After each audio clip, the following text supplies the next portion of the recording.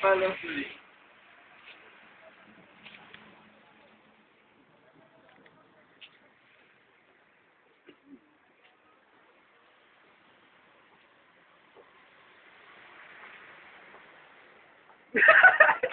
Kailangan mo lang.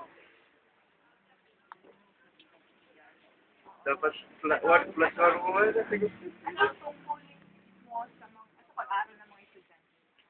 Yung ano, i-release mo lang. Wala ba yung medyo masyadong malalim? Kagaya nito sa computer siya, kasi ang itutulong ng computer siya sa mga estudyante. Sa pag-aaral ng mga estudyante. Masyadong malalim to.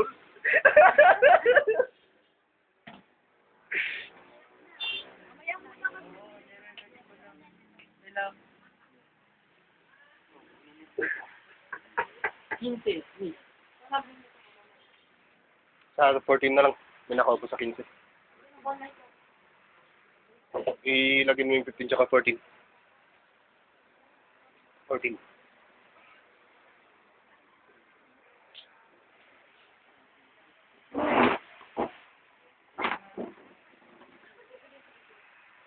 Live to live. Oo. Yung una muna kuya, ano Action! ano ang tungkulin ng internet shop na ito sa pag-aaral ng mga estudyante? Kagaya ng Mga kamay. Kapag pindot na. Chrono. Teknolohiya ng computer. Para yung mga estudyante makakuha ng ibang informasyon. Lalo na kung meron man sa loob ng music na wala sa labas. Ngayon, ang isang pinakamahalaga sa estudyante ang magkaroon ng kaalaman sa teknolohiya. Ang teknolohiya Technology.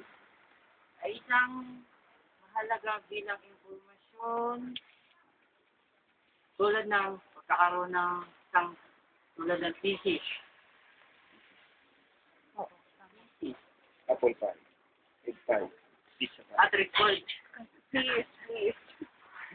At isa lang record ang computer sa isang estudyante.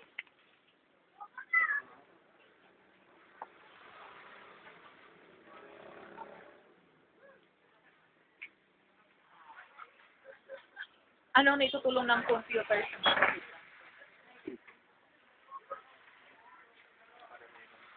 Pagkahanap ng informasyon.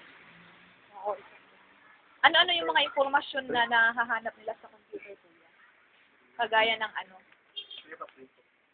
Na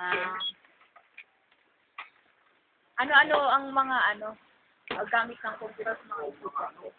Ano yung kasi ano yung mga nakukuha ng mga estudyante sa computer na nakakatulong sa kanilang pag-aaral? Sa iba't ibang subject, kunyari.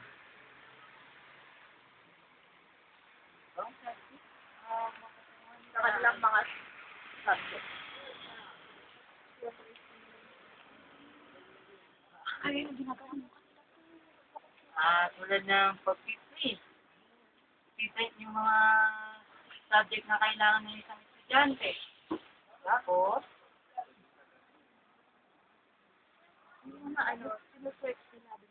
nag-research sila ng kanilang project, assignment.